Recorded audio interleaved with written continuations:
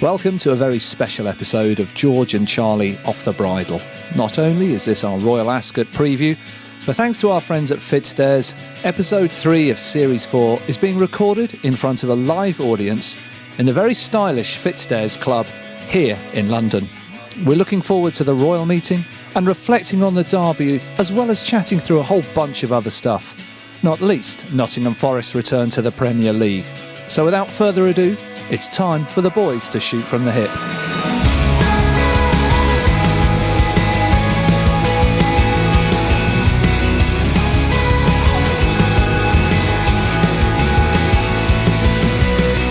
George Scott and Charlie Fellows alongside me, Tony Rushmer, and we're warming up for Royal Ascot with glasses charged and in the best possible company here in Mayfair at the Fitzdares Club. But seeing as it's taken 23 years, yes, 23 years, Charlie, let's get this over with. Nottingham Forest are back in the Premier League, aren't they? Well, we would start every racing podcast with a talk about football, so good start. Well, Charlie's a massive Nottingham Forest fan, as you're about to hear. Yeah, huge Nottingham Forest fan. I was at Wembley. I think literally my voice came back about 2 days ago. It was the most unbelievable experience. I can't even describe the atmosphere. And we're back in the Premier League after 23 cold, miserable, years at Yeovil and getting beaten at Yeovil in the playoffs and playing Blackpool and all those horrible experiences.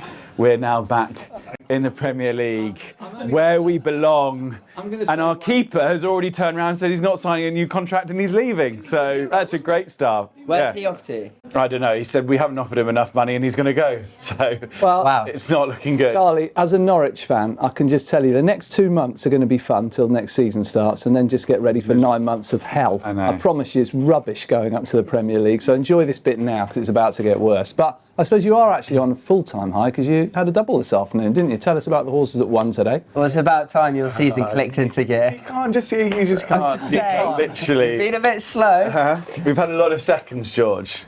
A lot of seconds, but they're just coming right at a very, very crucial time of year. We did have a minor counselling session last week. I mean, as a trainer, my last couple of years have been a bit in and out, and Charlie's taken tremendous glee in pointing that out every opportunity. So it's all tongue in cheek, to be honest. It can be seriously painful when things aren't going right, but it was nice to see Charlie knock in a few winners before his beloved Royal Ascot. George was particularly happy with my winner in the first race today. No, Charlie actually, where I said to him on the way up, he ran that horse 2 weeks too late because he looks like a Coventry horse to me, but Mr. Sensible here is talking about the Richmond on the way up. I don't know if you saw, Charlie had a 2-year-old winner today, very, very impressive. What's he by? Oasis Dream? Oasis Dream. Yeah. So it was a good... For a new owner, and he actually, we've always thought a lot of him. He won very impressively today. I deliberately ran him too close to Royal Ascot so that we wouldn't even be tempted to go to Ascot, because he can be quite hot and it would have been the wrong thing to do. But hopefully he could be, as long as his head stays in the right place, he could be a proper 2-year-old. In case anyone thinks we're just here to talk about Nottingham Forest and your winners, George, you have absolutely been flying, haven't you, so far this season? Tell us a little bit about how the season's going for you, and another winner yesterday. How many winners have you had this year? 15.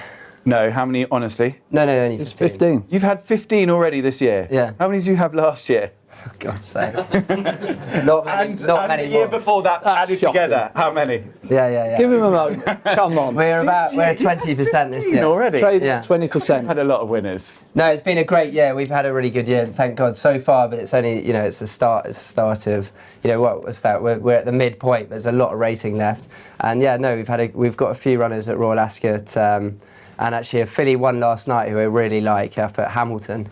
It's really been the policy for me this year to get back going in the right direction. It's sort of it's no secret in any professional sport when you're not doing well, because you can click on someone's life and look exactly how they're doing. So it's no secret that we've had a couple of slightly disappointing years. So this year we had a bit of a policy change, and went and bought a lot of sharp horses to sort of get things going. And yeah, thank God we've had a really good start to the year, and I thought you were going to say I've had a real policy change and I'm aiming my horses as low as possible, knowing that your Hamilton winner is now off to Royal Ascot next week. So no, but the policy change is going well. Well, no, but I mean that we will have a slight blip where we'll run a few at Ascot, but really we have been, and I've made no secrets about it. We've been aiming at the weakest races possible, because we just you need to get winners on the board. So yeah, we're going to run a couple of 2-year-olds on Wednesday. A horse called Rocket Rodney, who nearly broke the track record on his second start. The 2-year-old track record at Goodwood, just pushed out on his second start. I don't want to get too sort of caught up in the whole thing because it's Royal Ascot and he's going to be a 20-1 shot. But I think he'll be slightly forgotten in the betting because he ran so long ago. He looks a very fast, uncomplicated 2-year-old, and obviously we've had some fast 2-year-olds in the past, so I'd be looking forward to running him. Before we get into Royal Ascot, you had a runner in the Derby, can we just reflect on Epsom? What that was like for you, your first runner in the Derby, which must have felt like a box ticked, and also just to talk about both classic winners and what we thought about the Oaks and the Derby. We sort of had a runner in the Derby. He ran for 2 furlongs of the Derby. The final 2 furlongs, he decided to actually put a tiny bit of effort in. So the highlight of your Derby day were the fireworks? The highlight of my Derby day. Do you know what? Probably you criticising the fireworks. No, the fireworks, I would have, I don't think they bothered my horse one bit, but the fireworks would have been great if I hadn't been covered in a plume of smoke and a whole load of debris from the fireworks. It was awful. They weren't even good fireworks. Literally. Because it was light. Sorry? It was light, and literally, I promise you, it was like a cloud of smoke just enveloped the whole of the stand, and then you got some ash, like a volcano had erupted or something. It was awful. You couldn't even look up to see because you just got ash in your face. What did you make of the winner? What did I make of the winner? He was very impressive. I think it would have been interesting to see how close the third would have got to him with a clear run. But you cannot knock Desert Crown. He's done everything. He's run twice and he's then gone and hosed up in a Derby. Ideally, it looked like he wanted to take him something further into the race. He hit the front too early, but that was just because he travelled so well. He's obviously a very, very, very good horse. But the third, Westover, is definitely one to note because I didn't quite realise how unlucky he was. He got I saw that, but I think Richard Kingscote had the job was done and kind of eased down on Desert. I'm not taking anything away from the winner, but the second is a very, very good horse as well. And the 11th is also a very good horse as well. He tries. And you're running back in a handicap, yeah. No, he's going to run. He's going to run at Royal Ascot next week in a visor. In a handicap. Maybe. He's a handicap. Well, we'll see. Did the best horse win the Oaks, chaps? Did you think that Tuesday was the best horse on the day? I mean, you know what I think. No, the best filly didn't win the Oaks, really. But the season will bear out. She's a late foal. Tuesday, she hasn't done much wrong. She's a typical Aidan improver. I think she's going to be a top class filly in her own right. But Frankie was super unlucky, wasn't he? I mean, stumbled and then it was all happening away from him a bit. But it looks like we're going to see her at Royal Ascot, which is unsurprising considering she probably didn't have a hard race really in the Oaks. Do you know what I think so? See, I think having to make up all that ground from such a long way back, she must have had a hard race. I don't know. Look, John Gosden's trained a lot more good horses than I have, so I will leave it to his better judgment. But she must have had a hard race. It'll be great to see her back for redemption so quickly. Yeah. Straight back. See how good she is. She's very good. A freak, I think. She could be. I think she's as good as they. Yeah. Well, not as good as they've. Who would you back in an arc? Desert Crown or Emily Upjohn? Well, I mean, you'd have to probably go with the filly, wouldn't you, with the allowance, with the 3 fillies allowance. But I was just thinking when you were talking about Desert Crown, I think he's just very, very, very special horse. I think Rafe's horse would have probably come out and just pushed him along. For a horse, he literally cantered into the Derby. I mean, he would won. Literally eased down, so I think he's very, very special. And he's open to any amount of improvement. Yeah, 3 runs. And you know what? From our point of view, as Newmarket guys, sort of to see Sir Michael Stout win another Derby for me was it was a bit sad how much I enjoyed it. But he really is the king of Newmarket, and he's 6 derbies, and he's just been through a particularly rotten period in his life. So it was really cool to see him to win the Derby and just do it in his way twice, a horse that's run twice, and it's just funny how racing does that. Old school sort of classic training. What do we think of next week then? So, in fact, before we get on to that, you have 3 Royal Ascot winners on the board. I know it's something you'd love to achieve and it's up on your wish list. Charlie, what's it like to train a Royal Ascot winner, and how much do you look at it as the high point or otherwise of your career to date? George, I can't tell you how amazing the feeling is. You'll love it. You'll love it when you finally achieve it. It's great. Yeah, all right. It is amazing, although 2 of mine were done behind closed doors. Yeah, consolation. So with no crowd there or anything. So that was strange because I didn't even cheer them at home. Because literally you were stood there in this massive air hanger of a stand and with just trainers next door to you. Yeah. And I remember, I think it was Chief of Chiefs, I remember him winning and the trainer next door to me turning to me and saying, "How did you get along?" And I was like, "Well, we won. Well, at least he noticed almost, whereas your wife didn't even notice, did she? No, my wife didn't notice. Tell us the story there. She was stood next to you and wasn't even watching the race. I think that was that was Chief of Chiefs as well. No, she wasn't stood next to me. No. She wasn't stood next to me. I'd gone to Ascot on my own because it was on the Saturday. We were in the first race and I'd told Vicky that, yeah, he'd run really well, but yeah, we'll see how we get along. He'd love Ascot. And so she decided to go to Waitrose while my race was on and was wandering around the supermarket and someone came up to her and said, "Oh, well done." And he goes, "What are you talking about?" She goes, "Your husband, he's just won a big race at Royal Ascot." She goes, "Shit, I completely forgot." Caught her unawares. Yeah, and there's no reception in Waitrose. She couldn't even call me. So it was only afterwards. Yeah. What about you? How is it high on your wish list? Is there other targets, or is it kind of something that you sit there and No. Royal Ascot. Dream of? Royal Ascot's like the pinnacle. It's not quite Cheltenham, like Cheltenham is to the Jump Boys, thankfully, because that's become it's just become all-encompassing, hasn't it, of the jump season now. Whereas Royal Ascot, you've got, on the flat, you've got different meetings. But yeah, no, it means everything can, even the handicaps, if you won them on another day, it's nothing like them just for having the Royal Ascot banner. So yeah, we've got 3. We'll go through our runners, will we, quickly? Yeah. Well, you seem desperate to, because this is the second time you've tried to get your runners in there. So why don't you start? George, what have you got running at Royal Ascot next week? Well, I've got those 2-year-olds, but I've also got an interesting horse called Seb Marib, who is an American Pharaoh horse who was in training with Roger Varian last year. He had some good form. He was second in a nursery behind the French Derby winner, and then spent the winter in Dubai, where he finished 3rd in 3 very, very hot races. And he comes back to the UK off a mark of 94 straight to the Britannia. He's been working like a good horse, so it'll be interesting to see how he stacks up. You take on my best chance of the week. Yeah, your high clear horse. Yeah. Yeah. What price are you favourite for that? Entry's not out, so who knows? No, but have they priced up some of it? Have they? Yeah. everyone here, what's your horse? Atrium. So Atrium, he has run twice at Ascot, won both starts. He hacked up in a handicap there about 5 weeks ago and was put away deliberately for this race. What's he rated? 92. Will you get in? Yeah, 92 will get in. Yeah, definitely. He's in great form, but he's got to take another step forward. But he loves Ascot. It's so important. Ascot form. Horses that run well at Ascot once, they tend to go back and do it every time. And you need so much luck. You need the weather to stay right. You need the draw, big time, especially in something like the Britannia with 30 runners. How many is the Britannia? Lots. Yeah, full field. And so you want to be on the right side. And then you need to get the splits, but he ticks all of those boxes apart from, we need a little luck.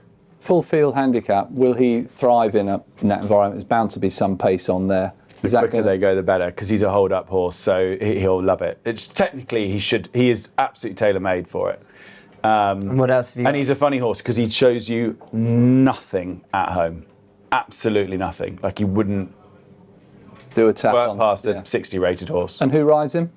Hopefully Kieran Schumacher will ride him. He's won on him the last 2 starts, providing Charlie Hills doesn't, or Clipper could screw up my plans, but the plan is for him to ride. Now, you do have a good chance. You mentioned Rocket Rodney. I know you say he's been unconsidered because he hasn't run for, when he won at Goodwood, was that 5 weeks ago now? Yeah, 6 weeks ago. He's quite an interesting horse because we saw him at the sales and he looked like a big dip back on him, and he just looked a really, not a particularly attractive horse, but he had a really good walk to him. And I just mentioned to the vendor, I said, oh, I quite like that horse. And then thought nothing of it. Anyway, went through the ring, no one bid on him, not one bid. And the fellow rang me about a couple of weeks later, said, just by the way, I know you said you like that horse, and I was thinking to myself, it was a throwaway comment, you know. So he said, would you like to train him? And I said, yeah, that'd be great. So in racing, when you're owning horses, there are lots of different ways of doing it. And these vendors, owner breeders or pinhookers have got to put horses into training, but it's very expensive to put horses into training sometimes. So often they'll try and strike a deal with the trainer. So he said to me, look, we'll do a deal. I'll send you the horse, and will you not bill me training fees, but we'll split the costs? So I was thinking, yeah, go on then, we'll do that. So I ended up owning half of Rocket Rodney. Anyway, he said, can I name him? I said, yeah, that's fine. He said, Rami said, can I name him Rocket Rodney? I said, oh, God. So, yeah, that's fine. I think he'll be absolutely useless anyway, so no one will notice. Anyway, he goes to Nottingham first time out, hits the gate, runs a blinder, just does a bit too much, but finishes third. And all of mine seemed to come on for a run. And then obviously went to Goodwood and he just absolutely tore them apart. And they looked like a field of horses that were never going to win races, but they have subsequently come and won races. And then as a trainer, it's quite an interesting process because Ascot fever starts to come in, and you won't believe how many of these bigger owners want runners at Ascot. So the phone starts ringing, and it's quite a cool process to be involved in, especially as you own half of him. So have you had offers then? I've sold him to Sheikh Nasser. Yeah, Sheikh Nasser, who's the Crown Prince of Bahrain, who I've trained for in the past. And yeah, so he's part of his Royal Ascot team. Fantastic. And then yeah, he's actually got another one in the race as well. So David Egan, his rider, will ride that. And so yeah, it'd be interesting to see. Look, will he be good enough? Probably not. But will he give you a run for his money? Definitely. He's honest. He's got a great mind. 25, 30 runners in the Windsor Castle. 10 will give it away before the start. No question. 10 will give it away in the paddock. So that will leave 20. And then, you know, he's a very genuine horse, very straight. You won't worry. So, you know, I'm sure he'll be in the first 6 or 7. That's next Wednesday, which is also the same day as you might have a runner in the Queen Mary, the opener. Yeah, we ran a filly last night at Hamilton, actually. It's 7 hours from Newmarket, by the way. And she won very impressively last night. But it wasn't the way that she won last night. She'd been working very well at home. She was very well backed. And she won on the bridle really last night, so we might run her in the Queen Mary. So yeah, if we do, we've got a mountain to climb. But Charlie, what else do you run? What else do I run? So we will have Grand Alliance will either go to the mile and a half handicap, 3-year-old only, or he could run in the Vars over a mile 6. That might be a good option for him. Yeah, it could be. So we'll put a visor on him and see how we go. It's a shot in the dark. If he does the same as he did in the Derby, he'll be gelded the next week. Atrium we've already spoken about. I'll run Fresh Hope in the Sandringham.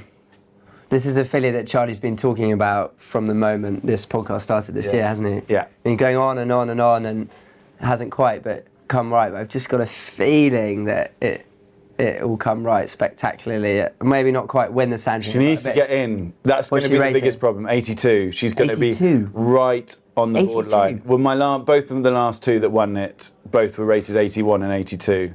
This year will be such a thirst for runners. She's going to be right on the edge. If she gets in, she's got a cracking chance because she will love the stiff mile at Ascot. Is tailor-made for her. We changed the tactics last time, held her up over a mile, and she went and scooted up.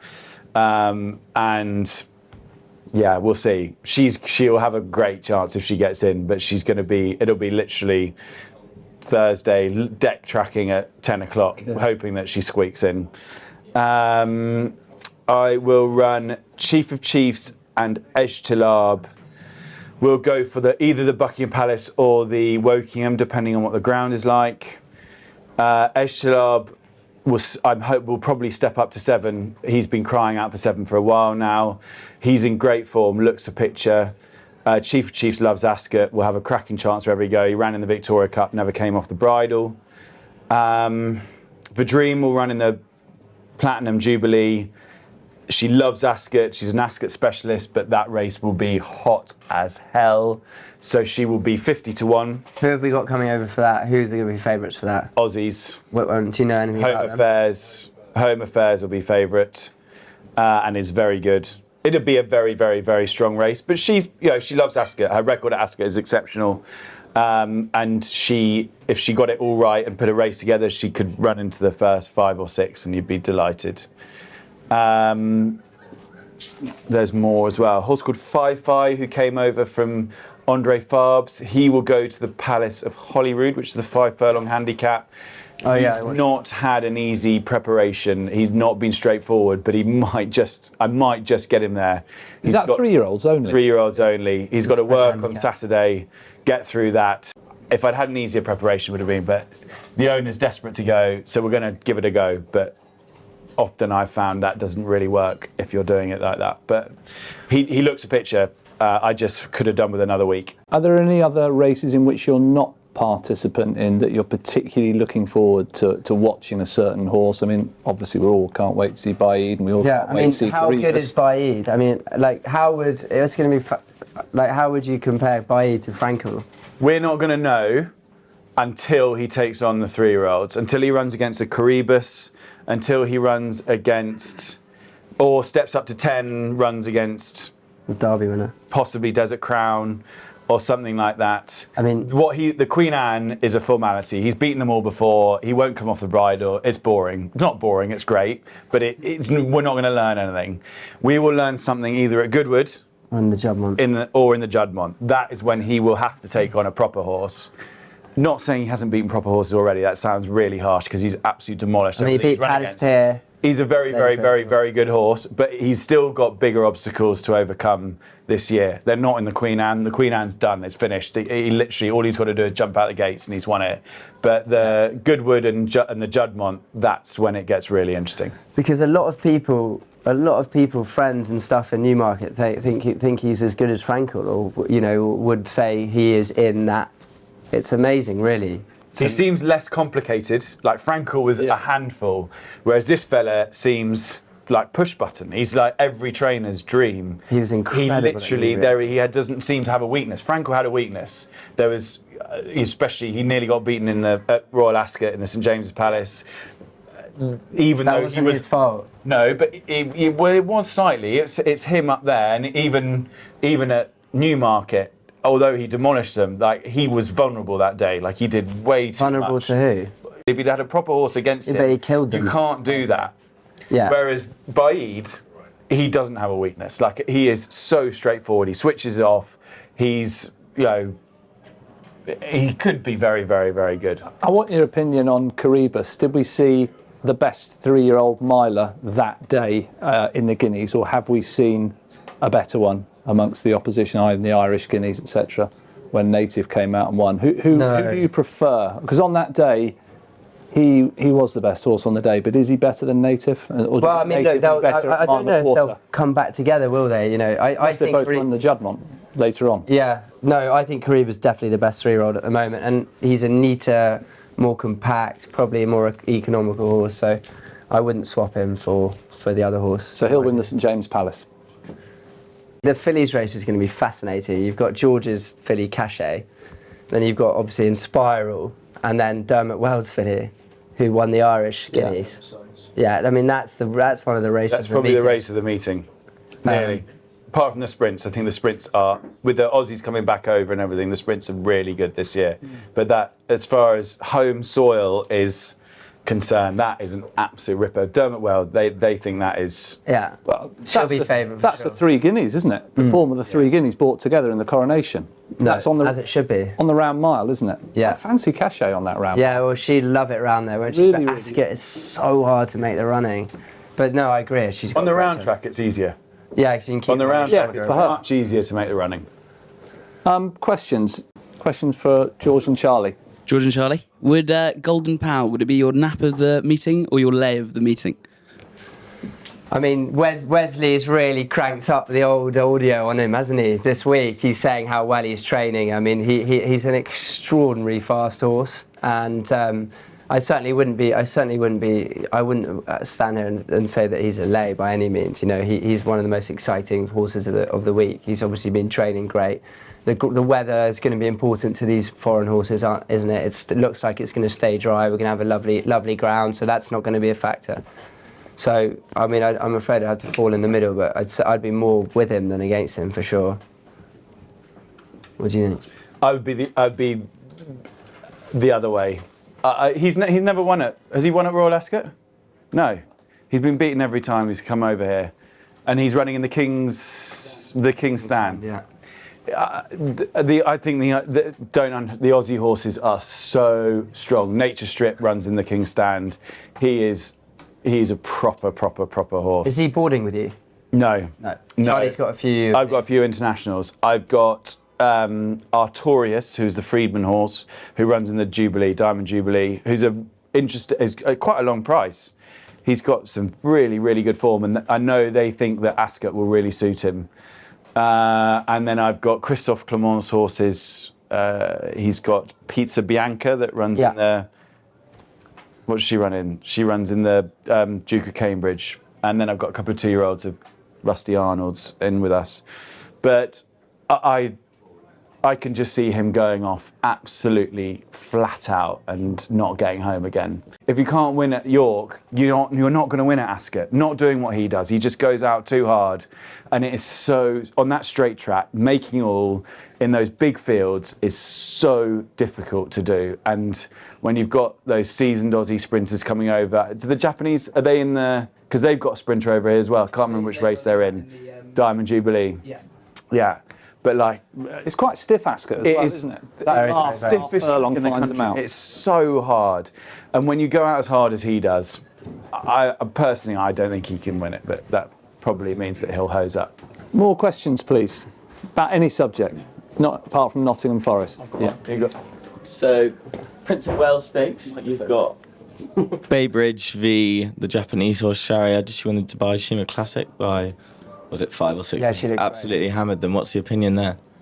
Baybridge is a really interesting horse, isn't he? Because he's just like that on the incline, and he's a typical stout improver. He's won? Is he unbeaten? Yeah. Last season, yeah. Yeah, I mean, and he's a new bay horse. I mean, he looked brilliant at Sandown the other day. So he really is climbing into that level of horse, isn't he? He's climbing into that.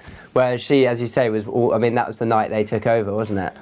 It's fairly terrifying, the strength that they've got. I mean, it's in 10 years' time, it's going to be extraordinary. Baybridge is he's favourite, isn't he? It's my leg of the week. The Japanese horse will demolish it.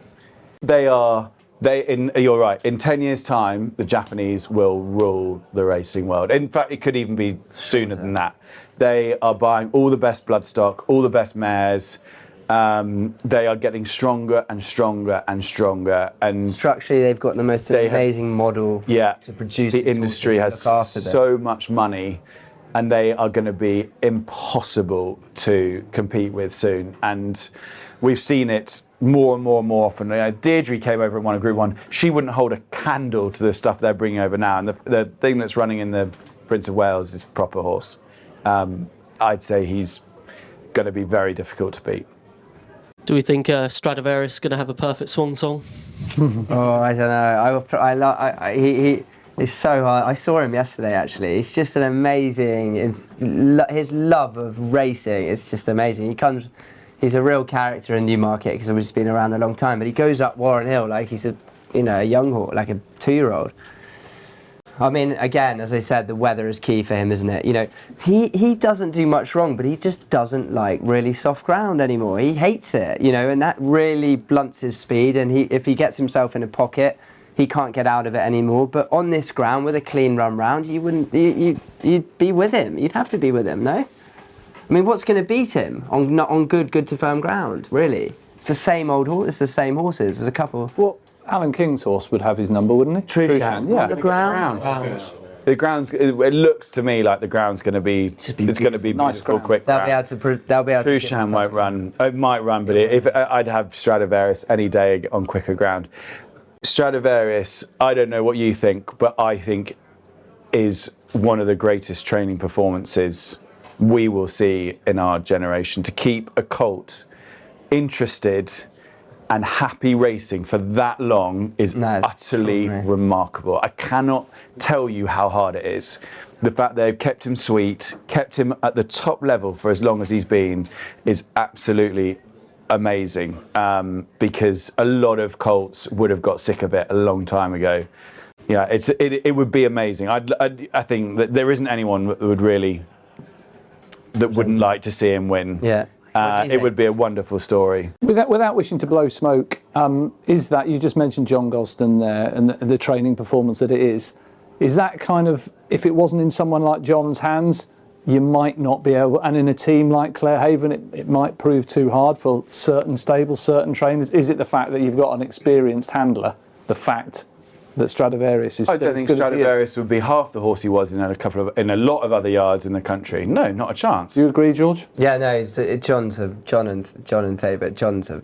Obviously, if he was in our yards, he would have done exactly the same. But, of course. There are a lot of yards in the country that definitely wouldn't. Maybe if he was in another yard, he never would have been running over a staying distance, because John probably had so many good mile-and-a-half horses that year and thought we might as well give this chap a run out over further. I mean, I think in racing, you'll find a lot of horses are never tried over different distances. We are, as trainers, we are not afraid, but can sometimes be cautious about trying horses at certain distances. And I think John probably had a strong 3-year-old mile-and-a-half lot and stuck him up, and the rest is history.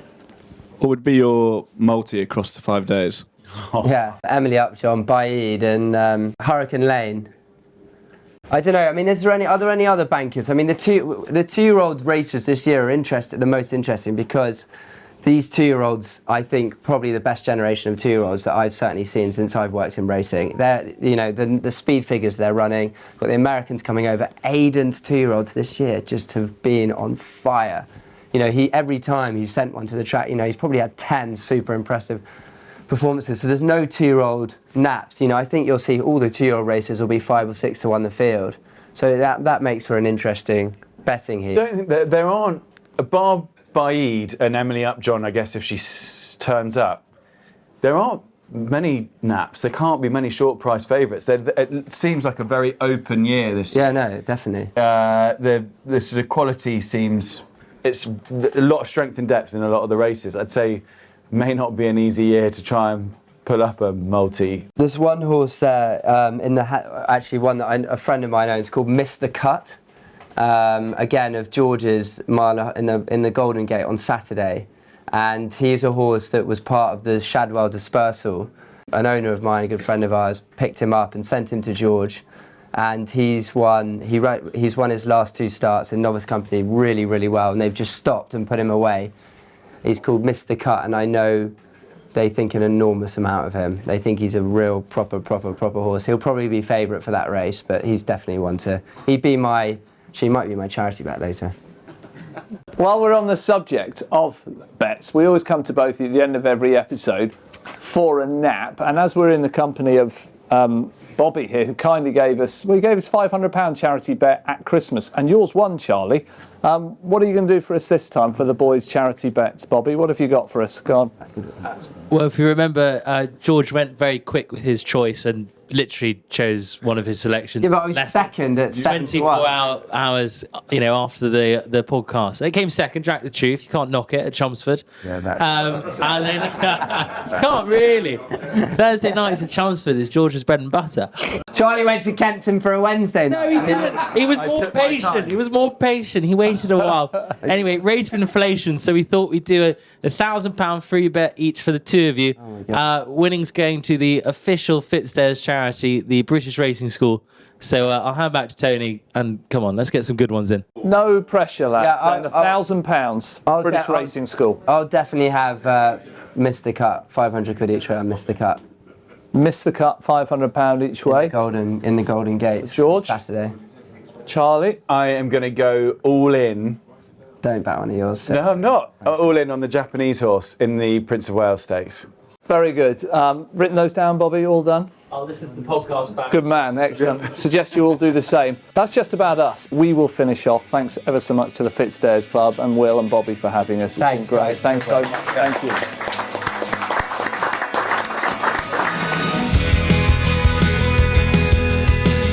Before we reconvene at the bar, on behalf of George, Charlie and myself, thank you to Fitzdares and thank you to you, our brilliant live audience.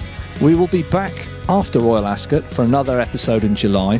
We hope you've all enjoyed listening to George and Charlie off the bridle, but please follow us on Twitter at Bridle Podcast and make sure you subscribe so that you never miss an episode. Goodbye.